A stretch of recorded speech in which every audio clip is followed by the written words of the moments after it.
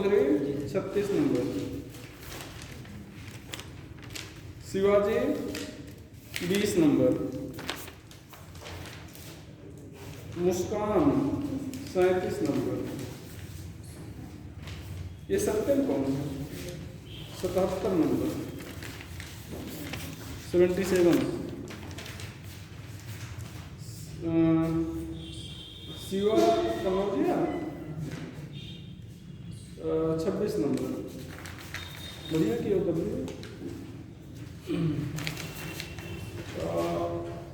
अब्दुल कासिम उन्हें 18 नंबर, वो मेरा बहुत तेज है।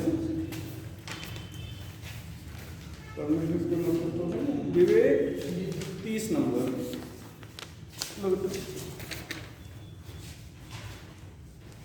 ये आरुष चौधरी तुम्हारा नंबर क्या आता है? अमन शर्मा 30 नंबर, श्वेता चल रही।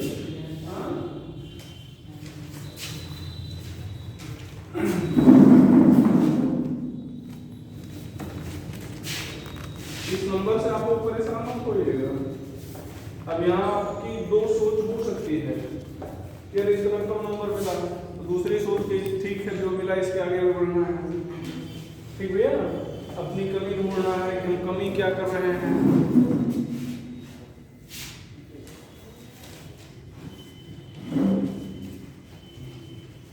तो इससे हर चीज को पॉजिटिवली लेना है और उसका कोई विकल्प भी नहीं है। ठीक है, आप अपनी कमियों को ढूंढिए। अब बहुत सारे बच्चे कई क्वेश्चन सही किए हैं लेकिन बहुत सारे गलत कर दिए हैं। एक कोई बच्चा जो 50 किया है, हमने नाम तो नहीं पढ़ा, 50 किया भैया। अब 50 अगर ना किए होते तो पूरा माइनस ना होता तुम्हारा। तो जहाँ नेगेटिव मार्किंग चल रही है वहाँ पे ठीक है आप रिस्क ले सकते हो, लेकिन जब चांस 50-50 का हो, ठीक है कि ये चांस है 50% लगाने पर सही हो जा रहा है, मान लो दो ही ऑप्शन में सोचना है और बहुत सारे क्वेश्चन को ऐसा ऑप्शन देखो आप लोग सही कर लेना। पहले में ए, दूसरे में बी, तीसरे में ए, चौथे में बी, पांचवें में बी, छठे में सी, सातवें में बी, आठवें में सी, नौवें में सी, 10 में सी, 11 ए, 12 बी, 13 ए, 14 डी, 15 ए, 16 ए, 17 डी, 18 ए, 19 डी, 20 ए, 21 बी, 22 डी, 23 डी, 24 सी, 25 सी, 26 बी, 27 ए, 28 बी, 29 सी, 30 बी, 31 ए, 32 बी, 33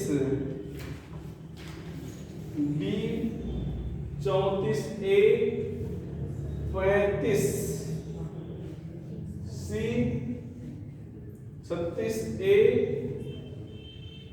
37 ए, 38 डी, 39 ए, 40 ए। तुम लोग को बना होगा ना कोई?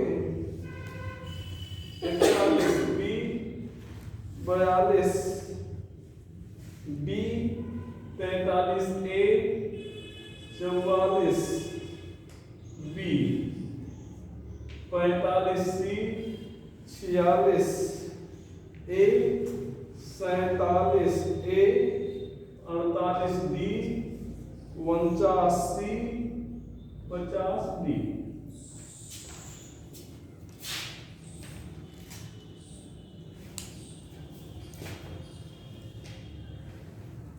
ठीक भैया? जी सर। चलो तो आंसर हो गया।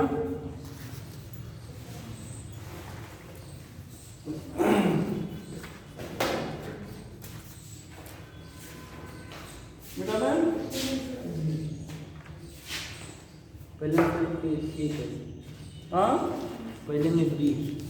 पहले में बी। पहले में बी है। हाँ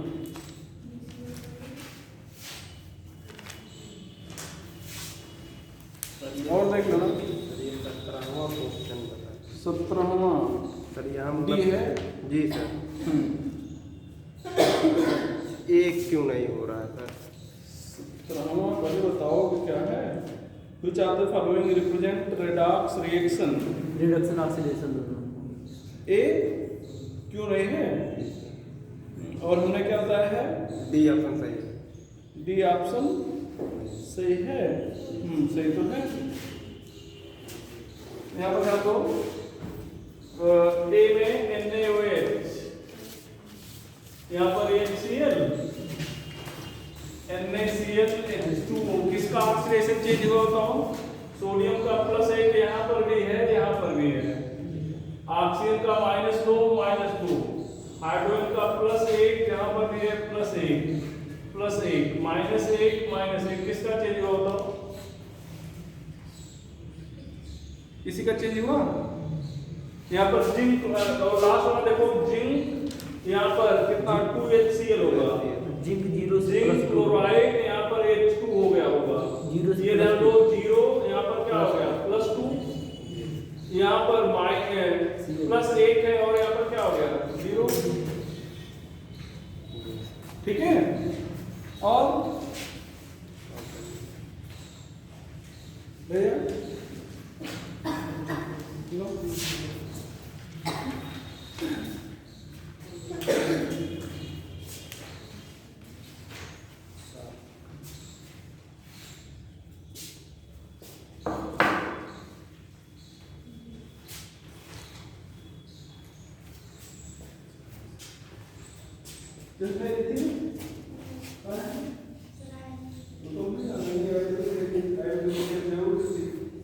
है? इससे इम्पोर्टेंट कौन काम बेटा? हाँ लोग सीरियसली नहीं ले रहे ना कि चलो सब लोगों को कुछ एहसान करने चल के यही सोच रहे थे ना, हम लोग भी हो जाते हैं, आप लोग आ जाते हो। हाँ इसको सीरियसली लो। आप ऐसे सोचो जो बच्चे बाहर गए हैं कहीं पढ़ने, उनको भगवान नहीं पढ़ा रहे, उनको भी टीचर ही पढ़ा रहे हैं, हम लोग बाहर ही पढ़ा के आए हैं। बात सुनो ना, अभी गवर्नमेंट जॉब लग गई, यहाँ से कहीं बाहर नहीं भाग सकते, गवर्नमेंट जॉब छोड़ नहीं सकते। ठीक है, तो जब छोड़ नहीं सकते तो अब यहीं रहना है, तो यहीं रहना है, तो यहीं करना है, बस इतना अंतर है। यहीं की बहुत सारे टीचर आपके जो है ना सर्विस दे रहे थे, बहुत सारे लोग निकल गए यहाँ से और अब बढ़िया अपना कर रहे हैं। तो वो आप लोग वहीं जाओगे तो लगेगा अरे यार तो बढ़िया बढ़िया टीचर हैं, वही यहाँ पढ़ा रहे हैं तो लगेगा अरे हम तो फ्री वाले में पढ़ रहे हैं। तो जिस चीज़ की वैल्यू नहीं होती उसका मतलब पैसा नहीं देते तो लगता है कि तो फ्री में है तो बेकार ही होगा। जो बच्चे बाहर गए पढ़ने, वो किसी आज घर पे शादी मतलब मम्मी पापा कथा सुन रहे हैं, पूजा कर रहे हैं, तो चले आ रहे हैं, शादी नहीं आते। और तुम लोग को पता लगा कि आज मम्मी व्रत है, तो चलो रुक ही जाते हैं, आज कुछ महादेव भले नहीं बनाओ। हाँ क्यों भैया, मम्मी को स्टेशन छोड़ना है तो चलो वहीं छोड़ के आते हैं, इसी टाइम छोड़ देंगे तो ठीक रहेगा। ये सब नहीं बेटा, पूरा रेगुलर करो सब चीज़, है ना बेटा ना। सर एडजॉर्प्शन मतलब क्या होता है? एडजॉर्प्शन एक सरफेस फिनोमेना होता है। ठीक है, एडजॉर्प्शन जैसे कोई चीज सरफेस पर आकर चिपक जाए, सरफेस पर आकर चिपक जाए तो उसको एडजॉर्प्शन कहते हैं। ठीक है, और सरफेस से होते हुए अंदर चला जाए, ये बल्ब कहते हैं इसको, तब इसको एब्जॉर्प्शन कहेंगे। और दोनों हो रहा है, एडजॉर्प्शन और एब्जॉर्प्शन दोनों हो रहा है तो इसको सार्प्शन कहेंगे। ठीक है, जैसे आप इंक होती है, इंक पर क्या करो आप ऐसे चाक रख दो, तो उसका जो कलर है उसके सरफेस पर आ जाएगा, तो कलर एब्जॉर्ब हुआ है सरफेस पर, मॉइस्चर अंदर चली जाएगी तो मॉइस्चर एब्जॉर्ब हुई है, और दोनों प्रोसेस एक साथ हुआ है, इसका मतलब वो क्या कहलाएगा, सॉर्प्शन कहलाएगा। ठीक है, बता दें। चलो आगे चलते हैं। बाकी आज आंसर भी बता दें आप लोग, जाके ईमानदारी से, सभी लोग कर रहे हैं, ईमानदारी से आप फिर से क्वेश्चन अपना देखिएगा। नहीं बनेगा, जो बन गया ठीक है, नहीं बनेगा तो एक दिन में सारे क्वेश्चन डिस्कस नहीं कर पाएंगे, क्योंकि आगे भी हमें बढ़ना है। इंग्लिश में एक प्रॉब्लम होती है बेटा, तो एक छोटी सी डिक्शनरी रख लो, ठीक है। जैसे इंग्लिश प्रॉब्लम हो रही मान लीजिए, या हम आप जैसे प्रॉब्लम हो रही सर हिंदी बता दीजिए, हम कोशिश करेंगे कि हर वर्ड की मतलब जो टिपिकल वर्ड है वैसे बता भी देते हैं, ठीक है। डिक्शनरी रखने के रूप में हम बता देंगे, ठीक है। बस ये थोड़ा हमें हिंट कर देना, वालों के दिमाग से स्लिप कर गया कि सर ये आप छोड़ दिए, इसको हिंदी नहीं बताया, तो उसको हम जैसे एब्जॉर्प्शन को हिंदी में अधिशोषण कहेंगे, अधिशोषण, अवशोषण, ठीक है। तो हम हिंदी बता देंगे, जिस वर्ड की आप कहोगे वो कोशिश करेंगे खुद ही बता दें, लेकिन अगर कहीं देखो बेटा ये मान के चलते हैं लोग कि जैसे हम हिंदी में भी उतने बढ़िया पढ़ा सकते हैं जितना इंग्लिश में पढ़ा सकते हैं, लेकिन पढ़ा क्यों रहे हैं, इंग्लिश में हिंदी में पढ़ा सकते हैं ना, क्यों इंग्लिश पढ़ा रहे हैं, क्योंकि वो मान के इनडायरेक्टली चलते हैं कि अब आपको इंग्लिश में ही पढ़ना है। सेलेक्ट हो भी जाओगे, मेडिकल में जाओगे तो आपको इंग्लिश में ही पढ़ना होगा, ठीक है, हिंदी में नहीं पढ़ाएंगे। तो वो अब जैसे 12वीं के बाद फिर आप भूल जाओ हिंदी को, हिंदी आपकी मातृभाषा में नहीं करेंगे, भूल जाओ, लेकिन ये है कि अब आपको आगे इंग्लिश में ही पढ़ना है, ठीक है। हाँ, बाकी यहाँ पे सर केवल 24 वाला एक्सप्लेन कर दीजिए। नहीं समझ में आए हिंदी मान लो, हम वैसे कोशिश रहती है हमारी बता दें, ठीक है। वो चीज़ हम आपको 24 the density of solution prepared by dissolving mode 29 gram of urea in 1000 gram water। तो इसमें क्या दिक्कत है, लगा रहे हैं सर, आंसर कभी नहीं आ रहा है। 2.05 कितना डिजॉल्व किया हो, 129 ग्राम, 100 ग्राम 1000 में 129 कितना हो गया, 1129 जी sir. Mass equal to the volume into density, या वॉल्यूम इक्वल टू जाएगा मास अपॉन डेंसिटी। मास कितना है, डेंसिटी कितना है 1.15, ये वॉल्यूम हो गया। अब मोलरिटी निकालना है, W upon MW 1000 upon W 973, तो W कितना है यूरिया का 60, कितना डिजॉल्व किए हो 129 ग्राम, 129 ग्राम डिजॉल्व किए हो ना, और ये होता है कितना 60, यहाँ पर 1000, यहाँ पर 1129 गुणे सॉरी बटे कितना 1.15, तो 129 गुणे यहाँ पर बटे 60, यहाँ पर 1000, यहाँ पर 1.15 बटे कितना 1129। काम करो, नहीं आ रहा है इतना करने पर, हाँ पूछे तुमने बताया था ना,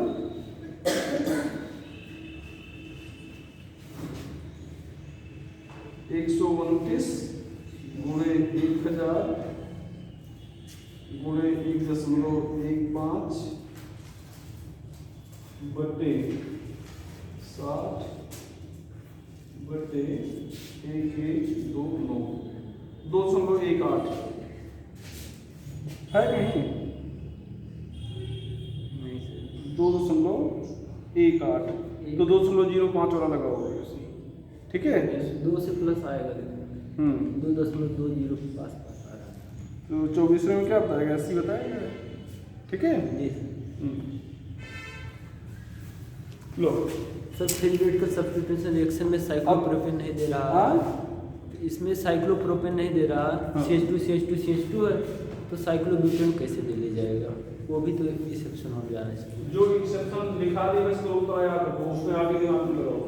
यस सर, वो टूट के एडिशन रिएक्शन देगा, जी सर, स्टेबिलिटी फैक्टर बताया था ना, यस सर। तो दोनों बराबर स्टेबल हैं, नहीं तब 3 वाला ज़्यादा है, 6 वाला ज़्यादा है, ठीक है। वो साइक्लोप्रोपेन जो है वो एडिशन रिएक्शन देता है, वो अनसेचुरेटेड टाइप जैसा बिहेव करेगा, और बाकी सब सेचुरेटेड टाइप बिहेव हैं। अलग डिग्री ऑफ अनसेचुरेशन पूछा सबका एक ही रहेगा, ठीक है, लेकिन वो सब्स्टिट्यूशन देगा। आगे चला जाए। यस तो कल हम लोग एक होमवर्क दिए थे, C2H5 सभी लोग बना लिए हैं।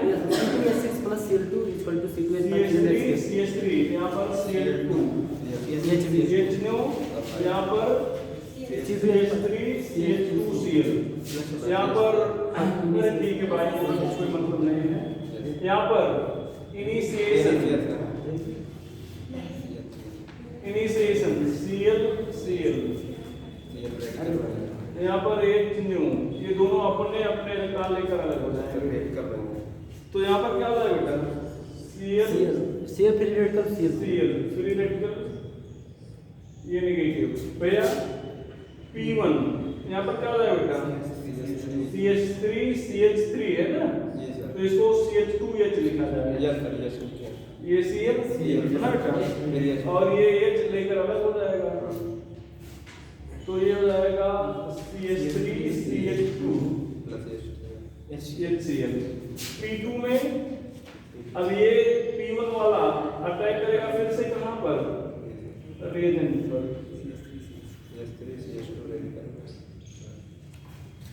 ठीक है।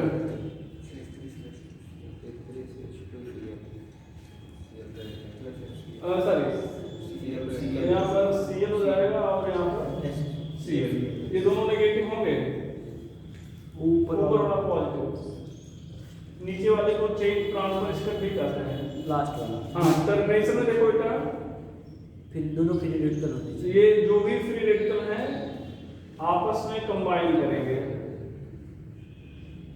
कोई किसी से भी कोलाइड कर सकता है, ठीक है। ये CH3 CH2, हाँ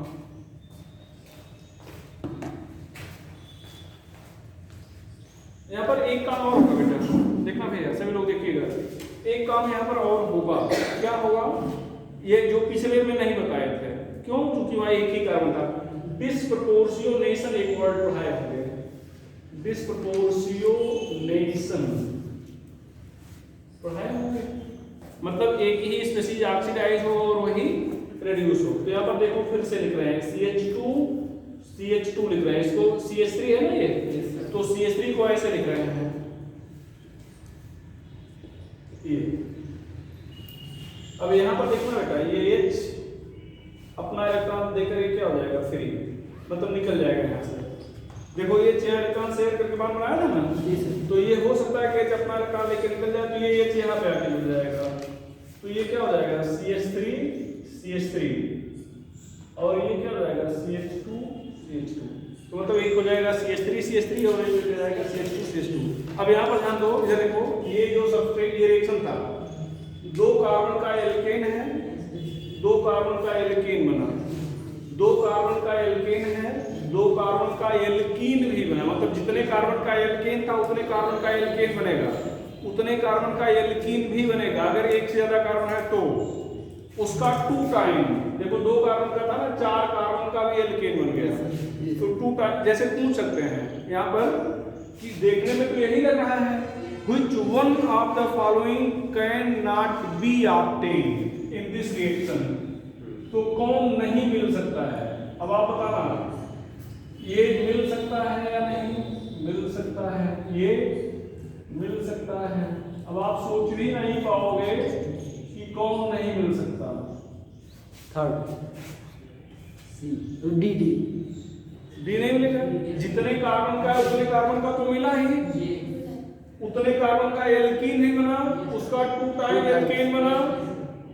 अब या तो उतना हो या तो उसका 2 गुना हो, ना तो उतना है ना तो उसका 2 गुना है, ठीक है। ऐसे भी क्वेश्चन पूछ सकते हैं। उसका आधा भी तो नहीं मिल सकता, हाँ उसका आधा भी तो नहीं मिल सकता, तो आधा होगा कहाँ, 2 कार्बन का 1 कार्बन छोड़ दे रहा है, हाँ आधा भी नहीं होगा, उससे कम नहीं होगा, या तो उतना होगा या तो उसका 2 टाइम होगा, और एक ज्यादा कार्बन है तो एल्कीन भी बनेगा, ठीक है। तो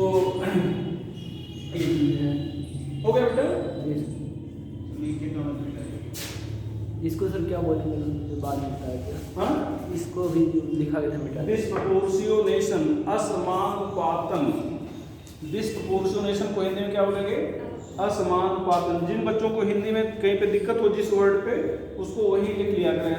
ऐसा नहीं कि हम लोग इंग्लिश मीडियम में पढ़े, हम लोग भी हिंदी मीडियम के गांव के सरकारी विद्यालय में पढ़े।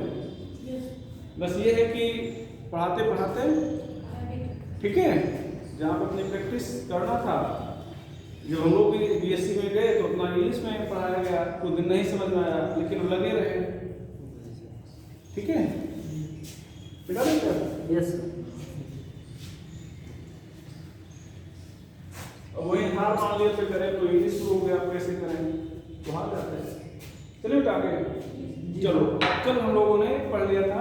अब एक रिएजेंट की प्रॉपर्टी बताएंगे, ध्यान रखिएगा। ऑर्गेनिक केमिस्ट्री में हम रिएजेंट की प्रॉपर्टी बताते हुए चलेंगे और वो प्रॉपर्टी आप लिखिएगा, याद करिएगा।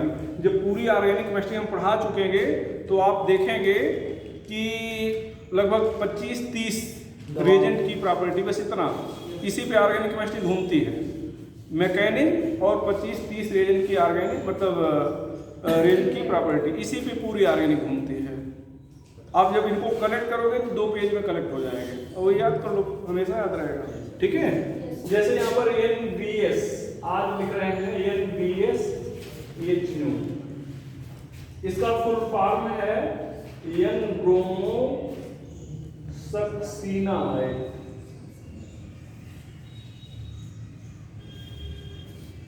ठीक है, फार्मूले की जरूरत तो है नहीं, चाहे तो आप याद कर सकते हो। ये देखो NCS कर दिया जाए, देखो NCS, हालांकि देखने को मिलता नहीं है, तो यहाँ पर Br की जगह पर क्लोरो आ जाएगा, ठीक है, N क्लोरोसक्सीनामाइड हो जाएगा। तो प्रॉपर्टी क्या है बेटा इसकी? Selective brominating agent.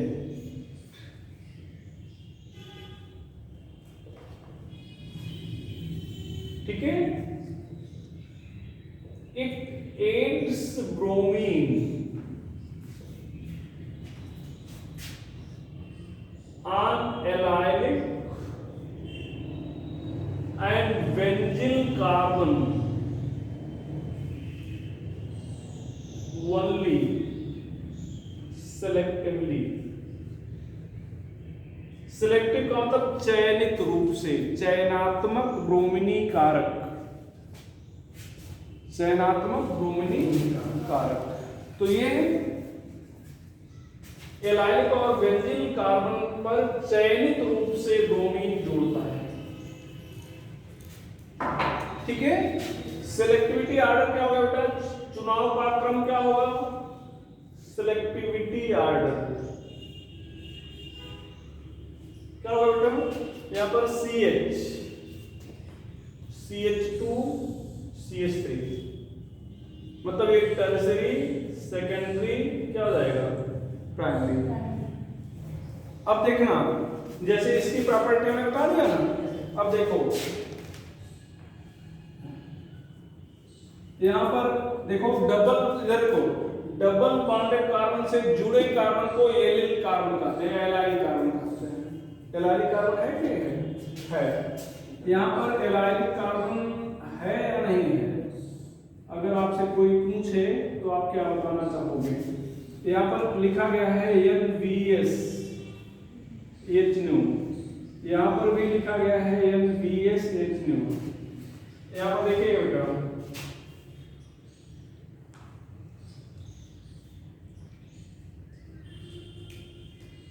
NBS HNO, यहाँ पर भैया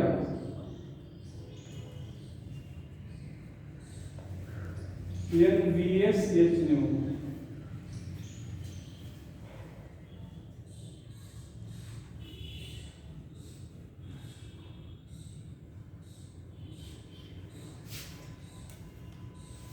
अब ध्यान दीजिएगा ये रुको, हाँ बोलो। डबल बॉन्ड से किसे एलाइलिक कहेंगे? डबल बॉन्डेड कार्बन से जुड़े कार्बन को एलाइलिक कहेंगे, पढ़ाया गया है पहले दूसरे लेक्चर पे जब ऑर्गेनिक सुनना शुरू किए थे तो हम लिखाए थे। ठीक है, देखो बेंजीन रिंग से जुड़े कार्बन को बेंजिल कार्बन कहते हैं।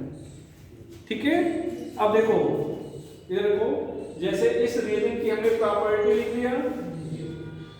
अब प्रॉपर्टी याद रखोगे तो रिएक्शन याद करने की जरूरत नहीं है, समझिएगा।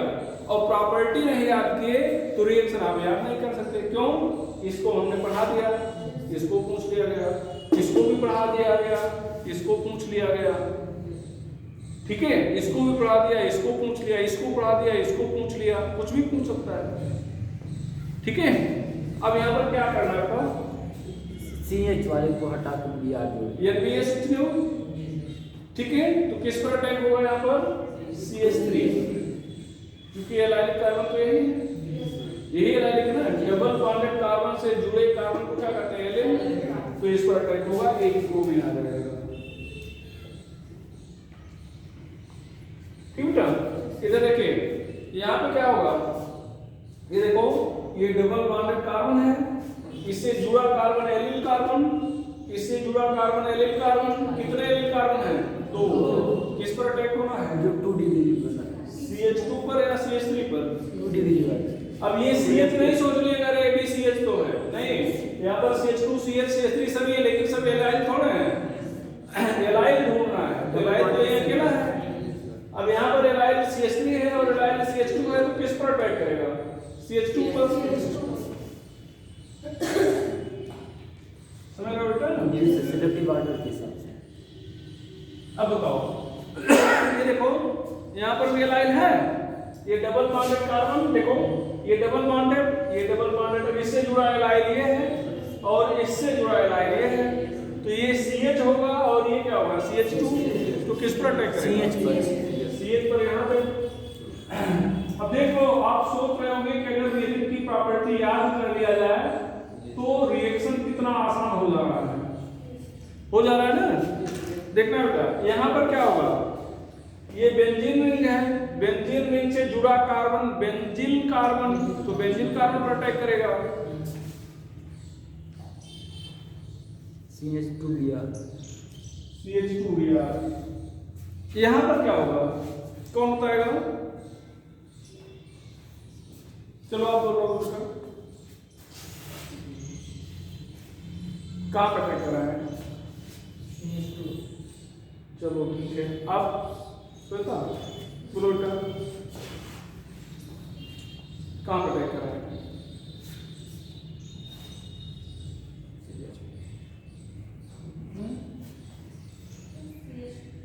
यस गुड, CH2 पर ध्यान दो। बस बेंजीन रिंग से जुड़े कार्बन को देखना है। ये बेंजीन रिंग हो गई, अब ये जुड़ा है और ये जुड़ा है, यही दो जुड़े हैं ना, तो ये भी बेंजीन है, ये भी बेंजीन। इन्हीं दोनों में से किसी एक पर अटैक करेगा, तो किसका चुनाव करेगा? CH2 पर। ठीक है, बैठ जाओ गुड, बैठ जाओ। तो ये ध्यान दो, ये क्या हो गया? CH CH3, ये हो गया Br और ये हो गया CH3। एक और चीज पूछ लेते हैं, देखो ये कायरल कार्बन है, देख लो कायरल का मतलब 4 डिफरेंट ग्रुप जुड़े हैं नहीं, Br H CH3 नीचे पूरा बेंजीन रिंग। तो जब प्रोडक्ट में कायरल कार्बन आ जाएगा तो वो ऑप्टिकली एक्टिव नहीं होगा, वो डीएल मिक्सचर होगा। क्या होगा? डीएल मिक्सचर मतलब रेसमिक मिक्सचर, इस तरह से पूछ सकते हैं। जैसे रिएक्शन पेपर सेटर को मालूम है सब कि कैसे रटाया जाता है, ये चालाकी अभी नहीं जानना है। ठीक है, सब जानते हैं, वो जो अच्छे टीचर सब जानते हैं, तो उनको मालूम है कैसे पढ़ाया गया होगा। जैसे हम नहीं जैसे बताएंगे कि अच्छा हाँ ठीक है CH2 पर अटैक कराना है, आप पूछ लिए यहाँ पे कि ऑप्टिकली एक्टिव है, इनएक्टिव है, या मतलब डी है, एल है, रेसमिक है, क्या है रेसमिक, तो क्या बताएंगे? Racemic mixture. ठीक है, ये चीज है। अच्छा ध्यान देना बेटा, इन पर आपको ब्रोमीन जोड़ना था, ब्रोमीन जोड़ना था। तो जैसे आपको मालूम मतलब ये हुआ कि एलाइलिक या बेंजीन कार्बन है और इस पर ब्रोमीन जोड़ना है, तो आप दिमाग लगाए और याद किए, अरे तो पढ़ाया गया NBSH, चलो खोजा जाए, नहीं मिला, मतलब ये एजेंट आपको मिला ही नहीं, लैब में आप इसको जोड़ना चाह रहे थे, नहीं मिला, तब आप क्या करोगे? कुछ और करना चाहोगे या बस कहानी खत्म? भैया Br2H ले लो, क्या ले लो, property is similar to NbSH9। मतलब NbSH9 Br2H9 की प्रॉपर्टी कैसी बेटा, NbSH9 जैसी है, बस एक अंतर है, ध्यान दो। अब जैसे यहां पर अगर Br2H9 ले लो तब भी ये होगा, Br2H9 ले लो तब भी ये होगा, बस एक डिफरेंस है, but one difference only, Br2H9 also react with alkane while NbSH9 does not। यहां पर ध्यान दो, यहां पर Br2H9 लिख दे रहे हैं, देखो R करके, ठीक है। यहां पर क्या लिख दे रहे हैं, Br2H9, फिर रेडिकल देना है, दोनों नहीं लेना है, एक लेना है, मतलब चाहे इसको ले लो चाहे इसको। तो मतलब जहां पर आप NbSH9 ले रहे हो बेटा, वहां पर Br2H9 ले सकते हैं, ठीक है। मतलब दोनों की प्रॉपर्टी सेम है, बस एक अंतर है कि Br2H9 क्या करेगा, एल्केन से भी रिएक्ट करेगा, जबकि NbSH9 रिएक्ट नहीं करेगा। यहाँ पर पुराना सभी लोग देखते हैं,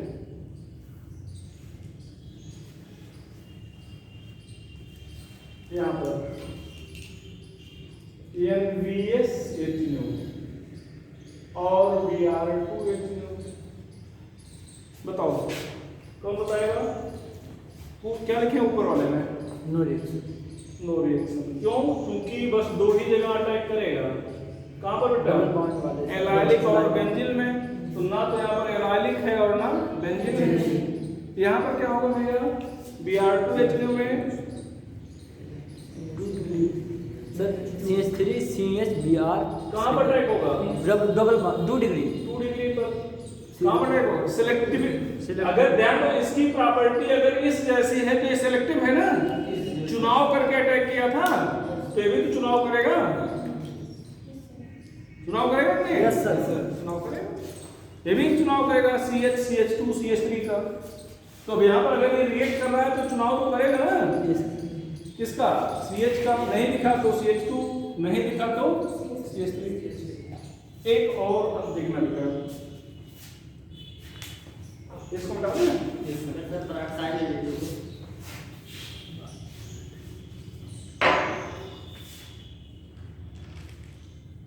जब हम लोग रिएक्शन पे आएंगे तो आप देखिएगा, आपको लगेगा सबको बनाया गया है।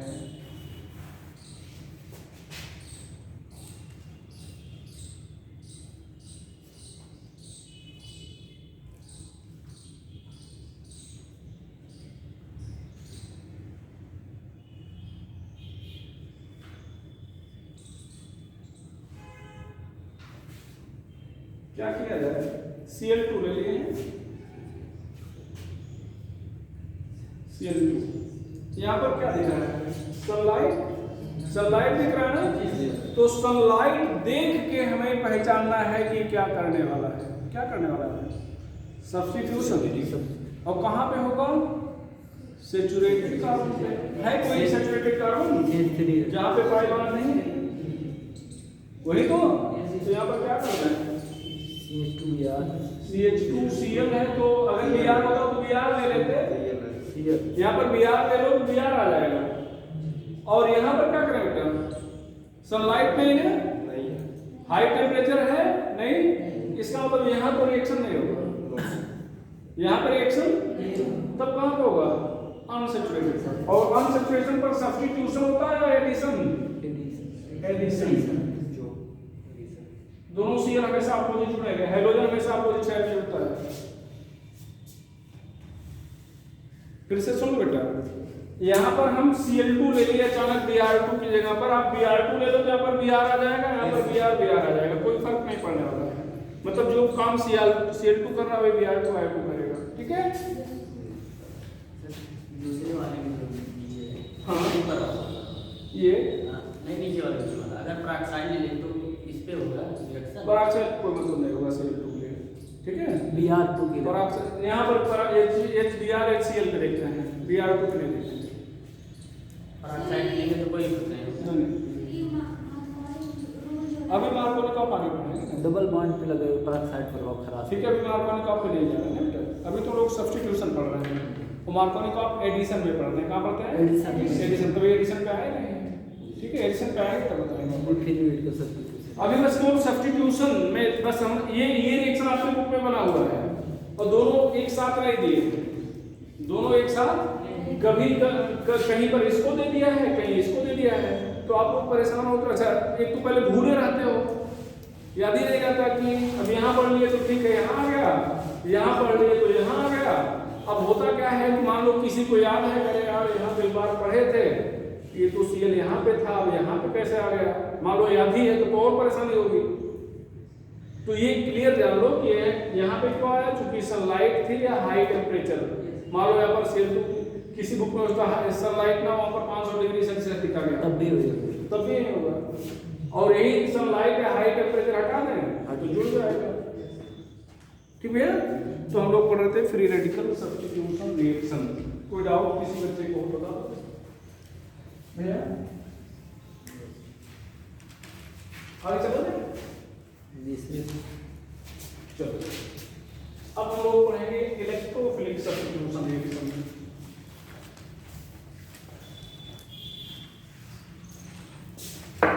Electrophilic substitution reaction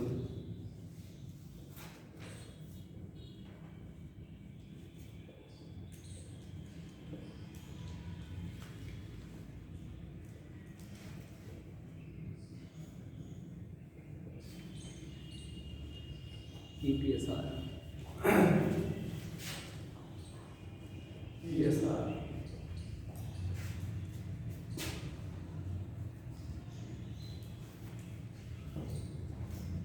substitution reaction in which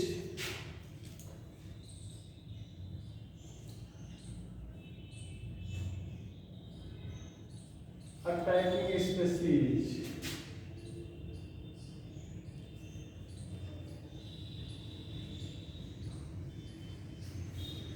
of rate determining stage electrophile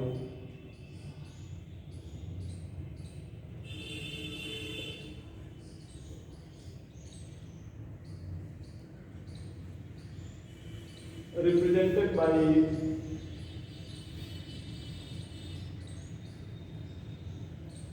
benzene ring, मतलब aromatic compound,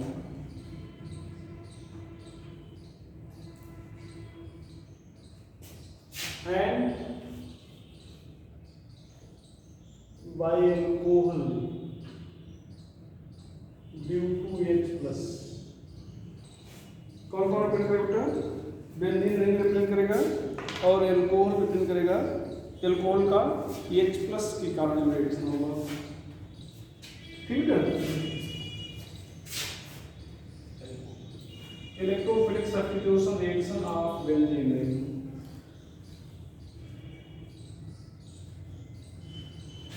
पहला या occur in 3 स्टेप। पहला क्या? Step 1, in this step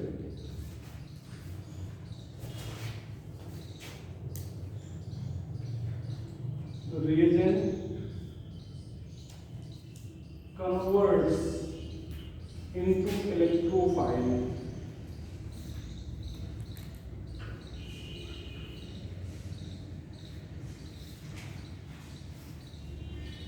by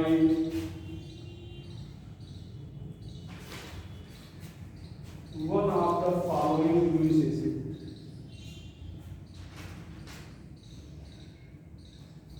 यहाँ पर मिलता anhydrous,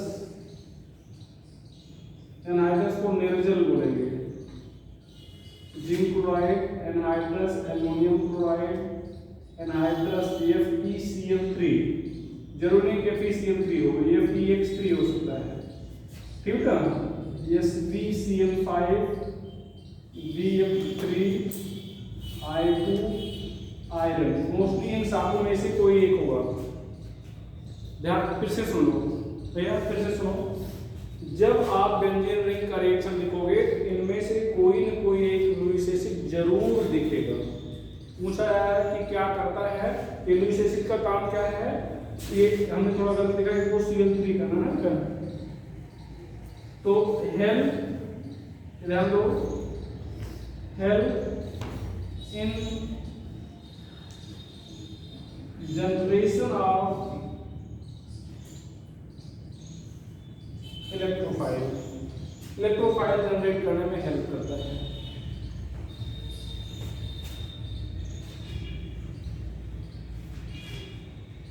step second, in this step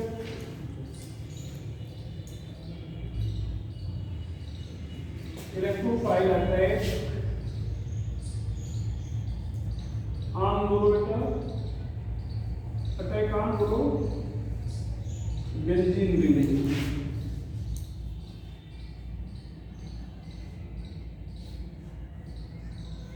to form arenium ion,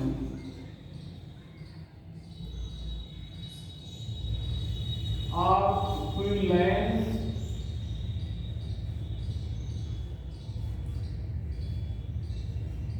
intermediate और sigma complex. Sigma complex एक बार AIEEE में पूछा जा चुका है एज रिएक्शन इंटरमीडिएट। ध्यान में रखना, इधर लो, अंडरलाइन कर लो। अगर आप कह रहा है कि electrophilic substitution reaction of benzene ring जो होता है इसमें इंटरमीडिएट क्या होता है, तो आपका एरेनियम आयन या हुइलैंड इंटरमीडिएट होता है या सिग्मा कॉम्प्लेक्स होता है। It is slow step, hence again determining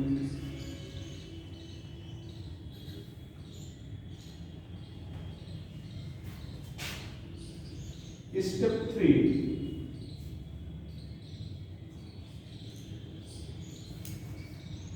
In this step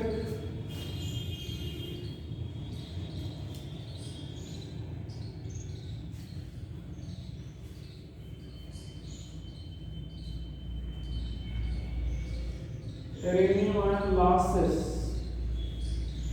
H plus to form product, arenium ion losses H plus to form product।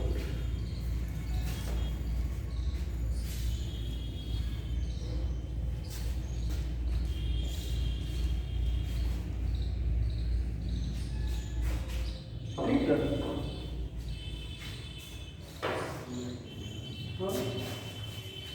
तो वो क्या लिखा है? कब है ऑनलाइन है क्या? हुइलैंड, हुइलैंड, WHELAND, हुइलैंड इंटरमीडिएट। एग्जांपल में देखें,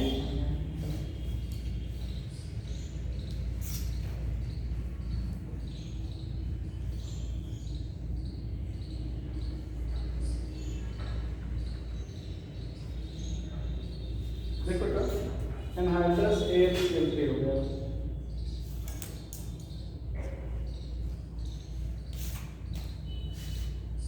HCl, यहाँ पर ध्यान दो, एक होगा ना, ध्यान दो, ये दूसरा ऐसा निकलेगा और यहाँ पर ये बांध टूटेगा तो ये क्या हो जाएगा, प्लस A माइनस। ध्यान दो, CH3 प्लस इलेक्ट्रोफाइल है जो H प्लस को रिप्लेस कर दिया। अब मैकेनिज्म समझिएगा, इसके प्रमाण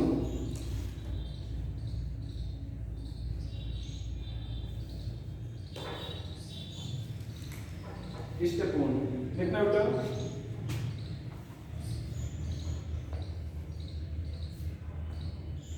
ध्यान दो, CH3Cl है, यहाँ पर AlCl3 लुईस एसिड है ना, लुईस एसिड है तो इसको इलेक्ट्रॉन पेयर की जरूरत है। लुईस एसिड इलेक्ट्रोफाइल होता है, तो ये Cl जो है अपना जो शेयर इलेक्ट्रॉन था ये लेकर चला जाएगा AlCl3 के पास, तो ये हो जाएगा CH3+ और ये हो जाएगा AlCl4-। आप चाहे AlCl4- कर सकते हो, चाहे AlCl3 ऐसे लिख सकते हो, AlCl3Cl- ऐसे कर सकते हो। इसको मिटा दे इस टाइम को जी।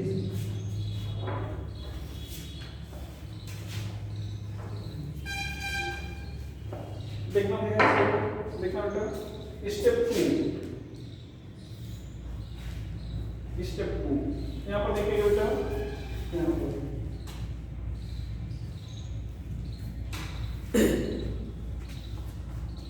CH3+ है, यहाँ पर H+ है, ध्यान दो। H हम केवल हर कार्बन पे, सभी कार्बन पे H है, लेकिन हम दिखा केवल यहाँ रहे हैं। अब ये जब इलेक्ट्रोफाइल आएगा तो ये एक बार टूट जाएगा ऐसे, ये शेयर किया है ना, तो इसको कार्बन 1 मान लें, कार्बन 2 मान लें, तो कार्बन 1-2 का इलेक्ट्रॉन मान लो CH3 के पास चला गया, किसी एक का तो जाएगा, तो कार्बन 2 का इलेक्ट्रॉन किसके पास चला गया, CH3 के पास, तो यहाँ पर प्लस चार्ज आ जाएगा, क्या आ जाएगा, आ जाएगा, और इसका प्लस चार्ज हट जाएगा। अब इसके कार्बन 1 के पास 1 इलेक्ट्रॉन बचेगा, देखो ये इलेक्ट्रॉन बचा है ना इसका, और इसका इलेक्ट्रॉन इसके पास चला गया, तो अब ये जो इलेक्ट्रॉन मिला हुआ है उस इलेक्ट्रॉन के को लेकर इसके साथ शेयर कर लेगा और बॉन्ड बना लेगा। ये ऐसे, देखो ऐसे दिखाया जाता है, ठीक है। तो यहाँ पर ध्यान रखना, ये CH3 और यहाँ पर क्या आ गया प्लस,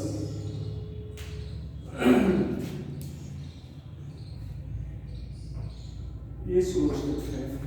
अब यहाँ पर ध्यान देना भैया, पहले पोजीशन पर डबल बॉन्ड, सेकंड थर्ड पर प्लस चार्ज है, तो ये यहाँ से यहाँ आ गया, प्लस यहाँ आ गया।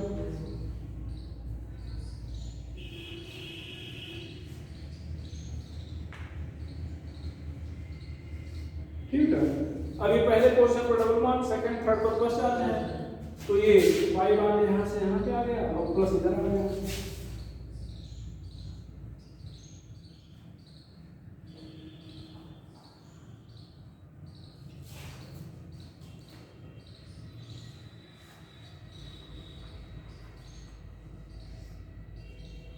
ठीक है, अब ध्यान दो, इसको आप लोग कहते हो एरिनियम आयन, क्या करें बेटा, आर हुइलैंड इंटरमीडिएट, देखना है ऐसा लोग, ध्यान से देखो। अब यहाँ पर डबल बॉन्ड है ना, तो रेजोनेंस होगा, तो ये ध्यान दो, ये कितने डबल बॉन्ड है, 3 और सॉरी 2, जब 3 डबल बॉन्ड होते हैं तो ये पूरा एक सर्कल बन जाता है ऐसे, देख लो ये पूरा सर्कल बनाते हैं, मैं कई बनाए हैं, तो यहाँ पर 2 ही डबल बॉन्ड है, इसका मतलब सर्कल इनकम्प्लीट होगा, मतलब पूरा रोटेट नहीं कर पाएगा। और ये जो प्लस चार्ज आप एक बार यहाँ देख रहे हो, मतलब वो सभी की प्रॉपर्टी है, तो सभी की प्रॉपर्टी है तो बीच में बनाएंगे, मतलब सभी कार्बन की प्रॉपर्टी मानी जाएगी। ये हो गया CH3, इसको कह रहे हैं सिग्मा कॉम्प्लेक्स, क्या करें बेटा, सिग्मा कॉम्प्लेक्स। और स्टेप 3 की बात करें, स्टेप 3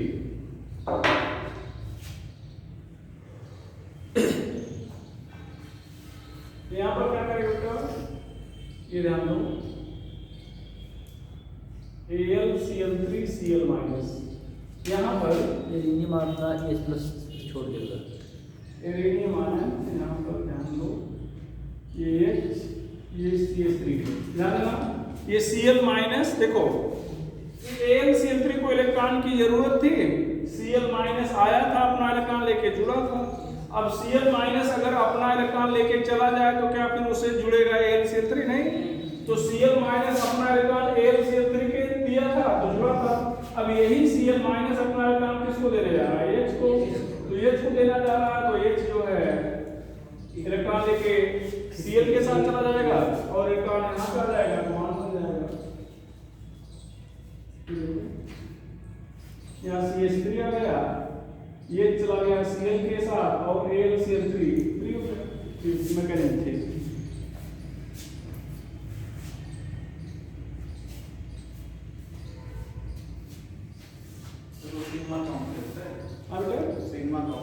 हाँ सिग्मा कॉम्प्लेक्स पीछे तो लिखे थे।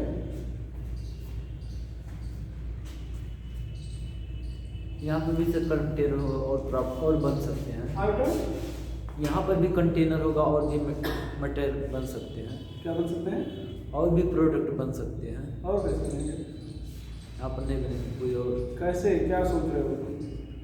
नहीं, जैसे वहाँ पर कंटेनर था तो जो डबल कार्बन था वो 4 कार्बन भी बन गया, डबल भी बन गया और उसमें क्लोराइड भी बन गया और 3 कार्बन वाला नहीं बन पाया। तो यहाँ पर भी साइड प्रोडक्ट और भी बन वहाँ सकते क्या पढ़ रहे थे? Free radical mechanism. जी सर। तो फ्री रेडिकल के प्रोडक्ट इम्प्योर होते हैं, वहाँ पर बहुत सारे बनते हैं। फ्री रेडिकल तो है नहीं, तो वही पूछ रहे कि यहाँ नहीं बनेगा। बनते बताते जी सर।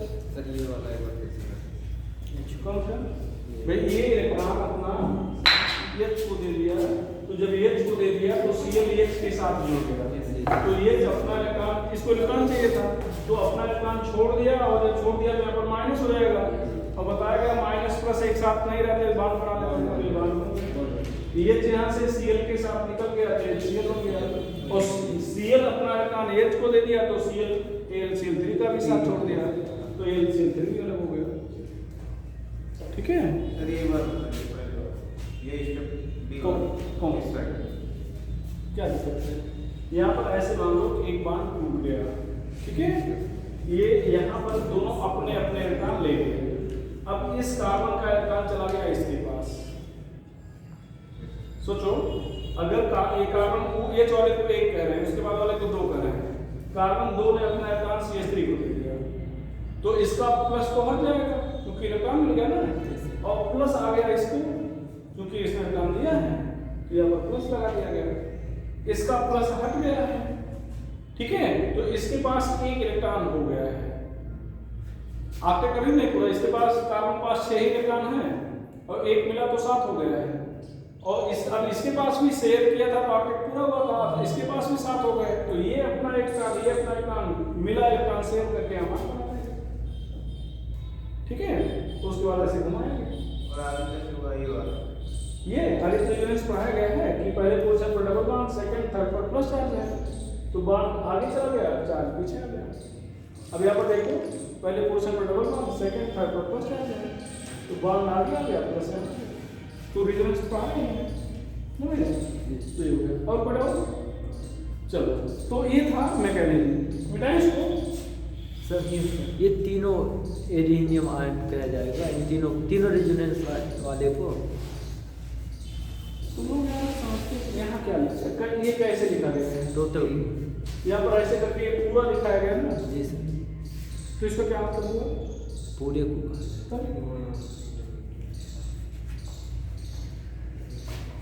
जिसको नहीं कहा जाएगा उसको क्या कहा जाएगा? बता दिए नीचे वाले सिग्मा कॉम्प्लेक्स कहा जाएगा। मिटाएं बेटा? जी सर। चलो, क्या पता है?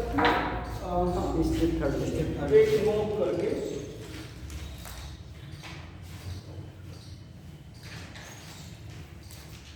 for this reaction reagent must have electrophile। इस रिएक्शन के लिए रिएजेंट में इलेक्ट्रोफाइल निश्चित रूप से होना चाहिए। जैसे अगर NaCl कहा जाए कि क्या ले सकते हैं Na+Cl- नहीं ले सकते क्योंकि Na+ इलेक्ट्रोफाइल नहीं है। ठीक है? NaOH ले सकते हैं? नहीं ले सकते। ठीक है? तो इस रिएक्शन के लिए रिएजेंट में इलेक्ट्रोफाइल निश्चित रूप से होना चाहिए। दूसरा बेटा,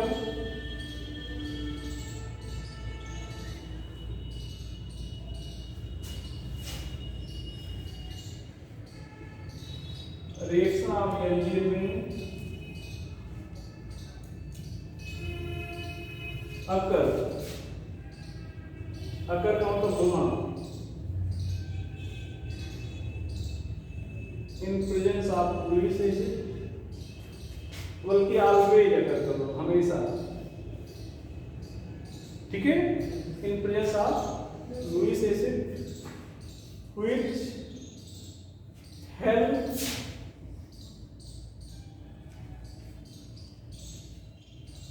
in generation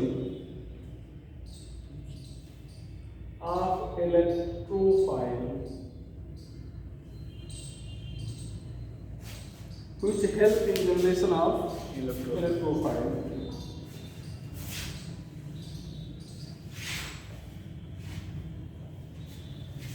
ठीक है, यहाँ पर एक्सेप्ट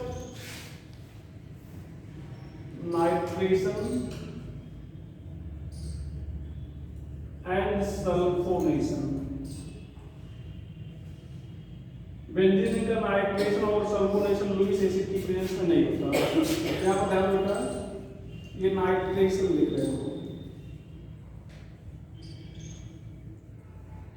जब भी नाइट्रेशन कहा जाएगा कि ये पूरी ऑर्गेनिक केमिस्ट्री में जब भी नाइट्रेशन कहा जाएगा तो आप कंसंट्रेट HNO3 और कंसंट्रेट H2SO4 का मिक्सचर लोगे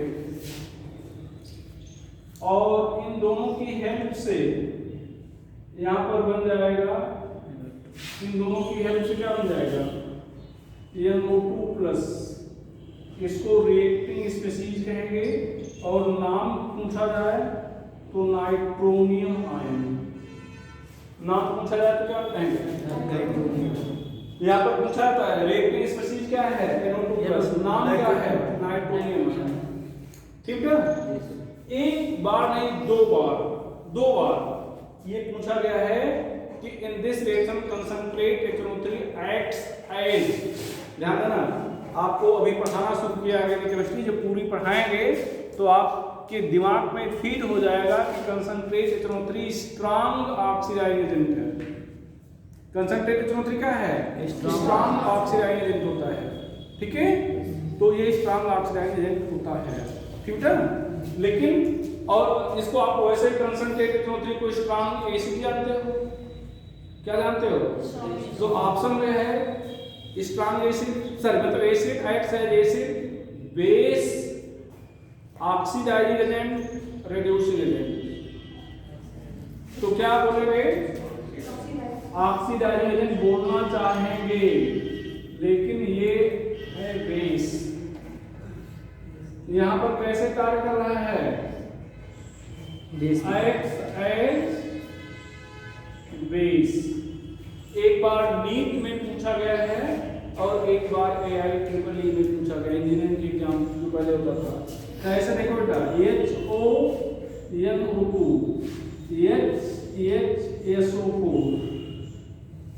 यहाँ पर OH minus, H plus, NO2 plus, H plus, HSO4 minus.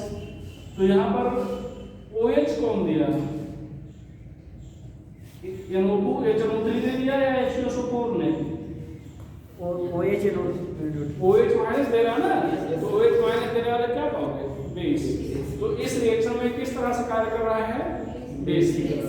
और इन दोनों के मिक्सचर को हमेशा नाइट्रेटिंग मिक्सचर कहते हैं भैया, नाइट्रेशन, सल्फोनेशन। यहां पर फ्यूमिंग H2SO4, फ्यूम का मतलब होता है धुआं, सधूम H2SO4, सधूम सल्फ्यूरिक एसिड, सधूम सल्फ्यूरिक एसिड। सधूम मतलब धुएं के साथ, और धुआं किसका, SO3 का। तो कंसंट्रेट H2SO4 और SO3 को आप क्या कहेंगे, फ्यूमिंग H2SO4। और ध्यान रखना, ये दोनों आपस में रिएक्ट करके H2S2O7 बना लेते हैं। ऑक्सीजन को, इसका नाम है ओलियम। क्या नाम है, ओलियम। एक बार CBSE PMT में पूछा गया था which one of the following is oleum. Option में ये नहीं था, ऑप्शन में ये था, समझ रहे हो ना, ये भी ध्यान रखना है। यहाँ पर रिएक्टिंग स्पीशीज क्या होगा बेटा, SO3H+, ये रिएक्टिंग स्पीशीज होगा। यहाँ पर ध्यान देना, यहाँ से H+ निकलेगा, S से जुड़ जाएगा, तो क्या हो जाएगा ये देखो। तो हमने आपको इलेक्ट्रोफिलिक सब्स्टिट्यूशन रिएक्शन बता दिया, मैकेनिज्म बता दिया, ये बता दिया कि ये लुईस एसिड की प्रेजेंस में होगा। क्यों होगा? लुईस एसिड इलेक्ट्रोफाइल जनरेट करने में हेल्प करता है, ठीक है। ये नाइट्रेशन और सल्फोनेशन लुईस एसिड की प्रेजेंस में नहीं होते, क्या होता है बता दिया गया।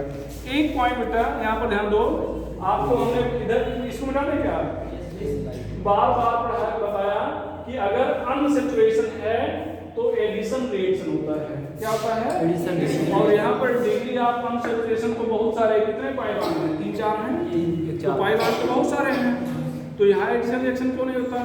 तो यहाँ पर अगला पॉइंट हो जाएगा, benzene does not give addition reaction.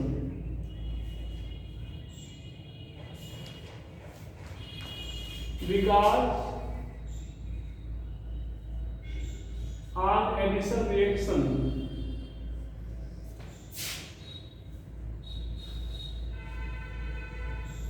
its aromaticity is lost.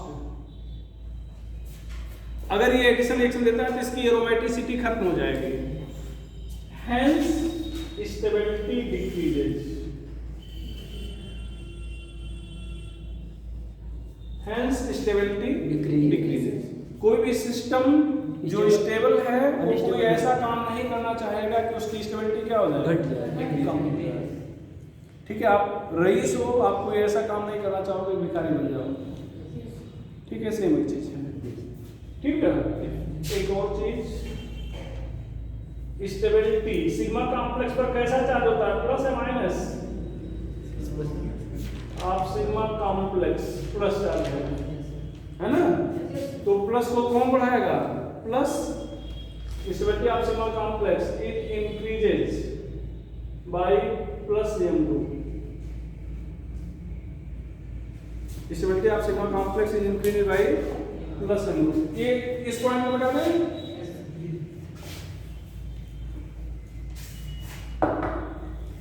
यहाँ पर question, which sigma complex is most stable? यहाँ पर भैया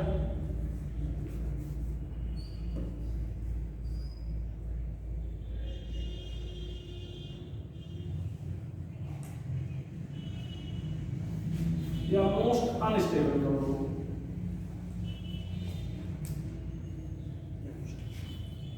अनस्टेबल करो।